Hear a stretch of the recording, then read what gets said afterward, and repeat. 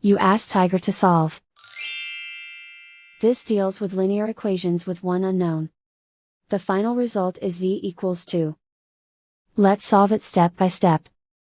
Group all constants on the right side of the equation. Subtract 14 from both sides. Group like terms. Simplify the arithmetic.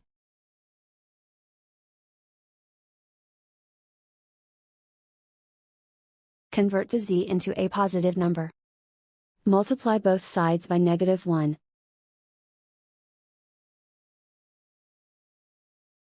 Remove the ones. Simplify the arithmetic.